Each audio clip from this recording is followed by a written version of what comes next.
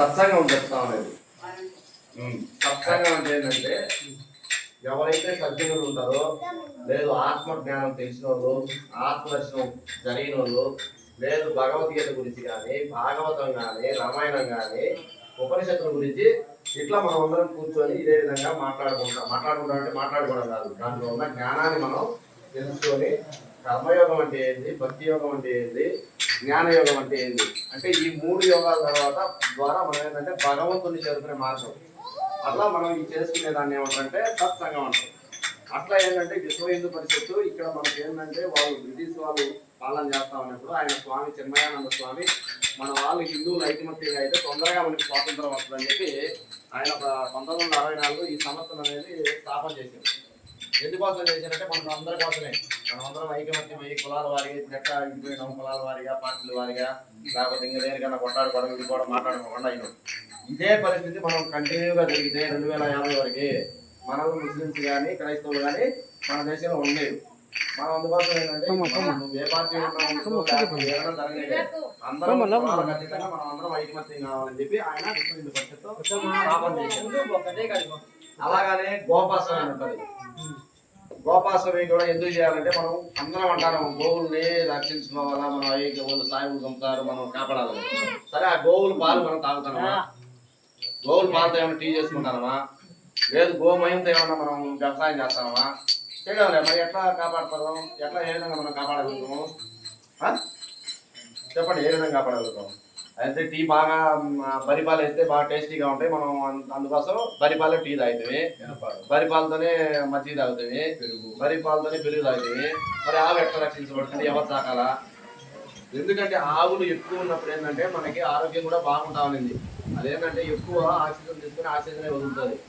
ఆవు పాలు కానీ మజ్జిగ కానీ అయితే మనకి పిల్లలకి కూడా తల్లి పాలు ఎట్లా ఉంటాయో ఆవు పాలు కూడా అట్లే ఉంటాయి, పిల్లలు తాగినా కూడా మంచిది ఆరోగ్యానికి.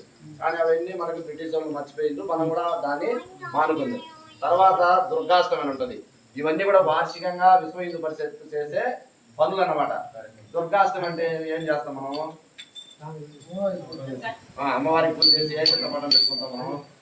అంటే స్త్రీని అమలు అనుకుంటాం మనం. స్త్రీ అబల కాదు, దుర్గాష్టమి ఎందుకు చేస్తున్నాం అంటే మనము స్త్రీ అబల కాదు శక్తివంతురాలని చెప్పి మహిషాసురుని చంపిన దాన్ని పటాన్ని పెట్టి మనం దుర్గాష్టమి చేయాలి. వాళ్ళకి ఆ విధంగా నేర్పించకపోతే లవ్ జిహాద్ గురించి మనం తప్పించుకోగలుగుతాం. మన స్త్రీలు జరుగుతానే లేదా ఆడాల, మన అమ్మాయిల్ని సాయిలు పెళ్లి చేసుకుంటారు లేదా? మరి అవన్నీ తెలియాలంటే ఈ మహిళలు మనం ఏం చేస్తాము, ఇంట్లో కూర్చొని ఎంతసేపు సీరియల్, ఆ సీరియల్ ఏమో అది కార్తీక ఎంతమంది చేస్తున్నాడు, అదేమో ఇదేమైంది మాట్లాడుకున్నాం కదా. మరి మంచి విషయాలు ఎట్లా చేయాలి మన ఆడపిల్లలకి? సతీ సావిత్రి, సతీ సుమతి, సతీ వీళ్ళందరి గురించి తెలుసు మనకు అప్పుడు తెలుసు. మరి ఇప్పుడు తెలియాలంటే ఏం చేయాలి మనము? మీడియా సీరియల్ చూసి వాళ్ళకేం ఫోన్లు ఇచ్చింది, ఫోన్లలో ఏం చేస్తారు, ఎవరికి ట్యాకింగ్ చేస్తారు, అసలు ఏం చూస్తారు, అసలు చదువుతారా లేదని అమ్మాయి పక్కింటి అమ్మాయి లేచిపోయిందంటే మనం ఏమనుకున్నాం, అబ్బా ఆయన లేచిపోయింది అంటే ఈ తోటి మన హిందూ సోదరులు బాధపడతా ఉంటే మనం బాధపడకుండా నవ్వుకుంటాము. సరే దాన్ని మనం కంట్రోల్ చేసుకోకపోతే రాబోయే రోజుల్లో ఒక పాకిస్తాను, ఆఫ్ఘనిస్తాను, కాశ్మీరు, బంగ్లాదేశ్లో జరిగే విధంగా జరగవనా? మరి ఎందుకోసం ఏంటంటే దుర్గాష్టమి కూడా స్త్రీకి ఒక శక్తివంతురాలు చూపించి ఇక్కడ మాతృశక్తి అనేది రేపు జరుగుతుంది. మన మహిళలందరూ పాల్గొంటే వాళ్ళు ఏం చేయాలా, ఎట్లా మన పిల్లలు పెంచాలా, తల్లి అనేవా తొలి గురువు. వాళ్ళే కదా మంచి మాటలు చెప్తే వాళ్ళు నేర్చుకుంటారు. చిన్నప్పటి నుంచి మనం కూడా నేర్పిస్తే ఇప్పుడు వాళ్ళకి ఎందుకు వస్తారు, చిన్నపిల్లలు పెద్ద పిల్లలు ఎందుకు వస్తారు, భగవద్గీత నేర్చుకుంటున్నారు, మంచిది రానికి రాదు. అందుకోసం స్త్రీ శక్తి అది మాతృశక్తి ఒకటి దుర్గావాహిని అని ఉంటది. వీళ్ళలో మన ఆడపిల్లలను పంపిస్తే వాళ్ళు ఏ విధంగా ఉండాలా, ఏ పిల్లలకైనా ఎవరిని ప్రేమించకుండా తల్లిదండ్రులు చెప్పిన అబ్బాయిని పెళ్లి చేసుకునేటట్లు వాళ్ళు తీర్చిదిద్దురు.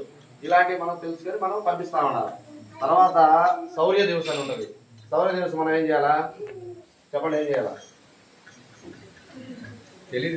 శౌర్య దివస్ కృష్ణ పరమాత్ముడు మనకి భగవద్గీత ఎప్పుడైతే అర్జునుడు నేను యుద్ధం చేయనని చెప్పి దేశం కోసం ధర్మం కోసం, ఇప్పుడు మనం స్వార్థం కోసం ఏదన్నా మనతో కొట్లాడుకుంటాను, 10 మంది మంచి కోసం మన దేశం కోసం మనం ఎవరైనా కొట్లాడటం లేదు.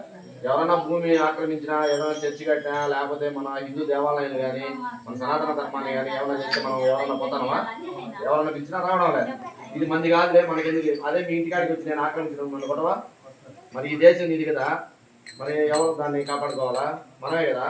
అందుకోసం ఆయన భగవంతుడు కృష్ణ పరమాత్ముడు ఏంటంటే అర్జునుడు ఏ రోజైతే నేను యుద్ధం లేకపోయిన తర్వాత నేను యుద్ధం చేయను అంటాడు. యుద్ధం చేయనంటే ఆయన చెప్తాడు, నువ్వు చేసినా చేయకపోయినా యుద్ధం జరుగుతుంది, ఈ ధర్మాన్ని నువ్వు నిర్వర్తించు, ఎందుకంటే నీకు 5 ఇమ్మన్నా కూడా ఇయ్యలేదు కాబట్టి ఈ ధర్మాన్ని నువ్వు నిర్వర్తించని చెప్పి మనం శౌర్య దేవత రోజు శ్రీకృష్ణాష్టమి పట్టం పెట్టుకొని శౌర్య దేవత మనం జరపాలి. తర్వాత ధర్మరక్ష స్వామి శ్రద్ధానంద స్వామిని